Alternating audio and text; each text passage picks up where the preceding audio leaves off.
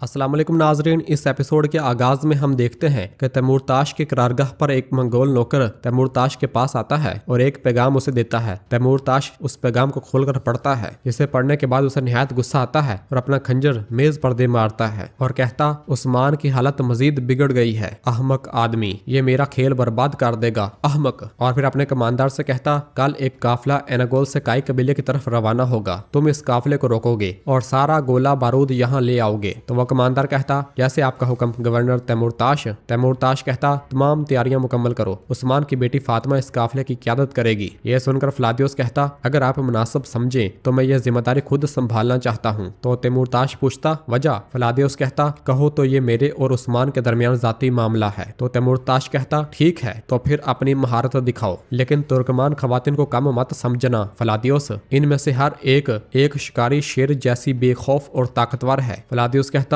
इसकी फिक्र न करें, मैं जाती तौर पर उस्मान की बेटी का ख्याल रखूंगा। और फिर तैमूरताश अपने कमांडर से कहता, तुम कबीले में रहोगे, मैं बोरसा जाकर शहनशाह सरदार से बात करूंगा। तो वो कहता, जैसे आपका हुक्म जनाब। जबकि इधर काई कबीले में अलाउद्दीन कहता है, जब बोरसा फतह हो जाएगा तो हम इस खित्ते की तजारत पर काबू पा लेंगे, फिर कोई हमारी राह में हायल नहीं हो सकेगा। उरहान कहता, तुम बोरसा के लिए बनाए गए शैतानी इत्तेहाद को कम समझ रहे हो अलाउद्दीन, आप समझते हैं कि काई की बका का मसला सिर्फ हमले से हल हो जाएगा। तो शहनशाह साहब कहते, हमारा रास्ता शिकस्त से दो चार है उरहान साहब, तुम अब लश्कर की कमान नहीं संभाल रहे, तुम काई के सिपाहियों को नहीं रोक सकते, फतह अब इतनी करीब है जितनी कभी ना रही थी। और फिर अलाउद्दीन कहता, बोरसा शहनशाह साहब की कमान में लिया जाएगा, चाहे इसे तबाह ही क्यों ना करना पड़े। ये सुनते साथ ही उरहान निहायत गुस्से के साथ अपना हाथ मेज पर मारते हुए कहता, बस तुम सब एक गलती का दिफा कर रहे हो और खुद को मसाइब में डाल रहे हो, मैं तुम्हें ऐसा करने की इजाजत नहीं दूंगा। और ये कहकर जाने लगता है तो पीछे से अलाउद्दीन कहता, भाई उस्मान सरदार का हुक्म बोरसा की फतह है, अगर मैं उस्मान साहब का नाइब हूं तो मैं अपना फर्ज पूरा करूंगा, ये जान लो। तो उरहान कहता, तुम्हारा वजीफा हमारी कौम के मुस्तकबिल का तहफ़्फ़ुज़ करना है अलाउद्दीन। ये सुनते साथ ही शहनशाह साहब भी अपना हाथ मेज पर मारते हुए गुस्से से कहते, कितनी जुर्रत की बात है उरहान साहब, यह अलाउद्दीन साहब का मामला नहीं है, क्या तुम उस्मान साहब के अहकामात की नाफरमानी कर रहे हो? उरहान कहता, हाँ मैं कर रहा हूँ शहनशाह साहब, हाँ मैं कर रहा हूँ, अपने कबीले की भलाई के लिए, मेरे भाई के लिए तो छोड़ो, मैं अपने बाबा के खिलाफ खड़े होने से भी जरा बराबर दरेग नहीं करूंगा। अब से मेरी नजरें तुम सब पर होंगी, देखते हैं कौन खुद को दुरुस्त साबित कर पाता है। और यह कहकर उरहान वहां से रवाना हो जाता है, जबकि पीछे से शहनशाह साहब को निहायत गुस्सा आ रहा होता है, जबकि अलाउद्दीन के खामोशी होने की वजह से वो बहुत ज्यादा गुस्से में होते हैं। शहनशाह साहब कहते, आप खामोश क्यों हैं? क्योंकि वो आपका भाई है, लेकिन वो गलत रास्ते पर है, आप देखते नहीं अलाउद्दीन साहब। तो जरकुतै कहता, तुम हद से आगे बढ़ रहे हो शहनशाह साहब। तो आउची साहब कहते, यह तुम्हारा उरहान साहब है जो हद से आगे गया है। तो बुरान कहता, दस्तूर आउची साहब, दस्तूर, यहीं रुक जाओ, जो तुमने अभी कहा यह तुम्हारी हदूद से बाहर है, होशियार रहो। अलाउद्दीन साहब कहते, बस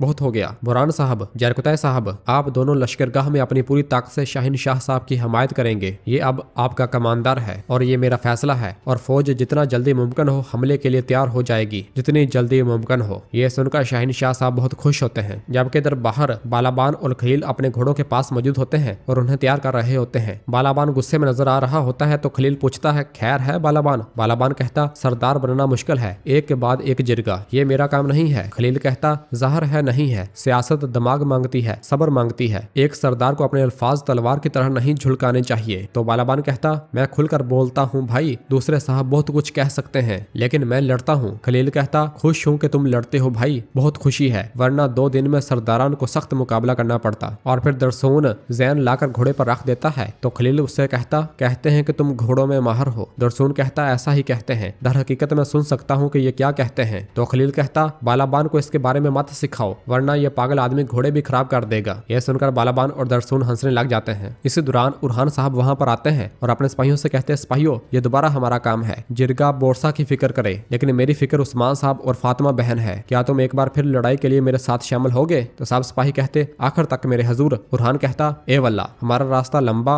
और लड़ाई करीब है। इसके बाद साहब अपने अपने घोड़ों पर सवार होते हैं और फातिमा के पीछे रवाना हो जाते हैं, जबकि वहां मौजूद दरसून भी ये सब देख और सुन रहा होता है।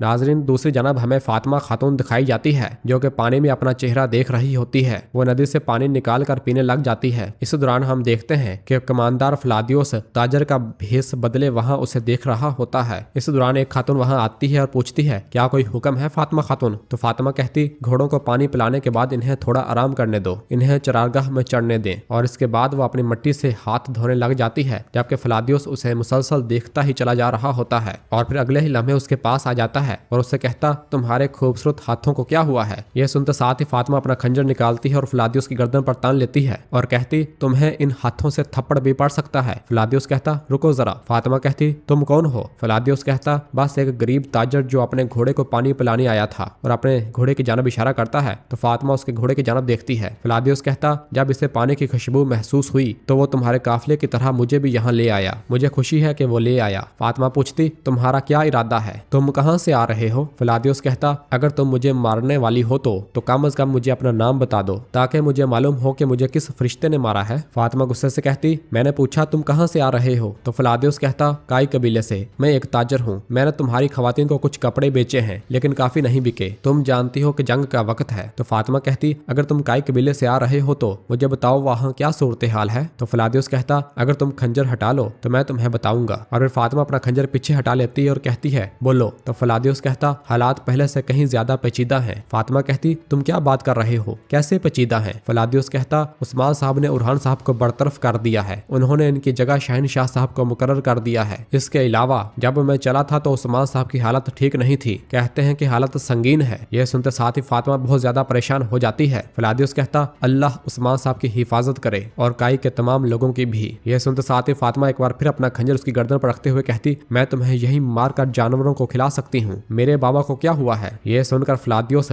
नाटक करते हुए कहता, क्या तुम उस्मान साहब की बेटी हो? फातिमा कहती, मैंने पूछा मेरे बाबा को क्या हुआ है। इस दौरान दो खवातीन भागती हुई वहां पर आती हैं और अपने तीर कमान फ्लादियोस पर तान लेती है। फातिमा उन्हें रोक देती है और कहती है, रुक जाओ। और फिर फ्लादियोस से कहती, बोलो मेरे बाबा को क्या हुआ है? फ्लादियोस कहता, कोई बीमारी नहीं है, कुछ और है, वो बेहोश है। यह सुनकर फातिमा अपना खंजर पीछे हटा लेती है और बहुत ज्यादा परेशान होकर वहां से जाने लगती है। तो फ्लादियोस उसका बाजू पकड़ लेता है और कहता, फातिमा खातून। फातिमा जब गुस्से से देखती है तो फ्लादियोस अपना हाथ पीछे हटा लेता है और कहता, आप ये भूल गई हैं। और पानी वाली बोतल उसे उठाकर देता है। और फिर फ्लादियोस कहता, मेरा नाम अकचूरा है, मुझे माफ कर दें, मैंने आपको बहुत बुरी खबर दी। और फिर फातिमा वहां से रवाना हो जाती है। किसी दौरान फ्लादियोस के आदमी जो छुपे हुए होते हैं बाहर निकलकर फ्लादियोस के पास आ जाते हैं। फ्लादियोस उनसे कहता, चावदार लोगों को बताओ कि काफिले के चलने से पहले कार्रवाई करें, लेकिन मुझे वो लड़की जिंदा चाहिए। समझ गए? तो वो हाँ में इशारा करते हैं और वहां से रवाना हो जाते हैं। जबकि इधर उरहान अपने सिपाहियों के साथ घोड़े भगाते हुए फातिमा की जानब आ रहे होते हैं तो रास्ते में एक जगह पर रुककर निशानात को देखते हैं जो कि छकड़े के निशानात होते हैं। खलील उतरकर निशानात का मायना करता है और बताता है, निशानात ताजा हैं हजूर, इन्हें गुजरे ज्यादा देर नहीं हुई। और फिर उरहान भी अपने घोड़े से नीचे उतरकर उन निशानात को देखता है और कहता है, काफिले के निशानात बहनों के घोड़ों के निशानात के साथ मिले हुए हैं, लेकिन ये निशानात मुख्तलिफ हैं, हमारे लोगों के नहीं है। कोई इनका पीछा कर रहा है। वो काफिले में मौजूद जानवरों को पानी पिलाने जाएंगे। अगर हम मामूल के रास्ते से गए तो हमें देर हो जाएगी, हम जंगल से गुजरेंगे। शाबाश। इसके बाद सब अपने अपने घोड़ों पर सवार होते हैं और वहां से रवाना हो जाते हैं। इधर फातिमा खातून परेशानी की हालत में आगे बढ़ते हुए अपने काफिले के पास पहुंचती है और कहती है, शाबाश, जल्दी करो। इस दौरान यगीत अपने सिपाहियों को लेकर वहां पहुंचता है, जिसे देखकर फातिमा कहती, खैर हो यगीत साहब। यगीत कहता, खुश आमदीद फातिमा खातून, मेरे बाबा ने मुझे काफिले की हिफाजत के लिए भेजा है। फातिमा कहती, क्या हुआ? मेरे भाई को ओहदे से माजूल करने के बाद इस सब के बारे में सोचना तुम्हारे बाबा के लिए रह गया है? और पूछती है, मेरे बाबा कैसे हैं? तो यगीत अपने घोड़े से नीचे उतरकर फातिमा के पास आता है, जबकि फ्लादियोस भी छुपकर उन्हें देख रहा होता है। यगीत कहते हैं कि बुरी खबरें बहुत तेजी से फैलती हैं, लेकिन लगता है आपको खबर नहीं है फातिमा खातून, उस्मान साहब की हालत इंतहाई तशवीशनाक है। और फिर इधर फ्लादियोस अपने आदमियों से कहता, मैदान सबसे पहले चावदार का होगा और फिर हमारा। यगीत कहता है, उस्मान साहब कितने ही मुश्किल लम्हात से गुजरे, आप परेशान न हो, वो इस मुसीबत को भी शिकस्त देंगे इंशाल्लाह। तो फातिमा कहती, शिकस्त देंगे, यकीनन अल्लाह के हुक्म से शिकस्त देंगे, मेरे बाबा मजबूत हैं इंशाल्लाह। और फिर इस दौरान चावदार के आदमी बाहर निकल आते हैं और अपने अपने तीर काई सिपाहियों पर दे मारते हैं। ये देखते साथ ही फातिमा कहती हमला हुआ है, जंग की तरतीब में आए। तो सब फातिमा खातून के गिर्द हिफाजती हिसार बना लेते हैं, जबकि उनके ऊपर तीरों की बरसात होती चली जा रही होती है। काई सिपाही मुसलसल फातिमा खातून का दिफा कर रहे होते हैं और फिर चावदार के आदमी बाहर निकल आते हैं और काई सिपाहियों पर हल्ला बोल देते हैं और उनके दरमियान लड़ाई शुरू हो जाती है। यगीत और फातिमा खातून भी उनके साथ लड़ने लग जाते हैं। यगीत भी बहादुरी का मुजाहरा करते हुए कई सिपाहियों को मौत के घाट उतार रहा होता है, लेकिन बहुत से काई सिपाही भी कटते मरते चले जा रहे होते हैं। और इसी कश्मकश में जब यगीत लड़ रहा होता है तो एक सिपाही अपनी तलवार उसके जिस्म में घोंप देता है। यगीत शदीद जख्मी हो जाता है, जबकि फलादियुस भी यह सारा मंजर देख रहा होता है। यगीत हिम्मत नहीं हारता, उस सिपाही को पीछे धकेलता है और अपनी तलवार से उसे मौत के घाट उतार देता है, जबकि फातिमा खातून भी बहादुरी से लड़ रही होती है। और फिर उसकी नजर जख्मी यगीत पर पड़ती है तो वह यगीत को पुकारते हुए उसकी जानब भागती है और फिर उसके पास पहुंचकर कहती हम पीछे हट रहे हैं। यगीत कहता नहीं, मैं काफिला नहीं छोड़ सकता। फातिमा कहती चलो हम पीछे हट रहे हैं, सिपाहियों चलो। और फिर सब सिपाही पीछे हटना शुरू हो जाते हैं। यह सारा मंजर देखकर फ्लादियोस कहता है ये चावदार अच्छे जंगजू निकले, मेरे अंदाजे से भी कम वक्त लगा। ये बाकी राह जाने वालों को देखें, हम जाकर काफिला ले जाते हैं। और ये कहकर वहां से रवाना होता है। और नाजरीन इसी जगह पर एपिसोड खत्म करते हैं। मिलते हैं बहुत जल्द अगली एपिसोड के साथ। वीडियो को लाइक कर दें और जिन दोस्तों ने अभी तक चैनल सब्सक्राइब नहीं किया वो जल्दी से चैनल सब्सक्राइब कर दें और बेल आइकन घंटी वाले चैनल को भी प्रेस कर दें ताकि आने वाले एपिसोड्स आपको आसानी मिल सके। दुआओं में याद रखें। अल्लाह हाफिज।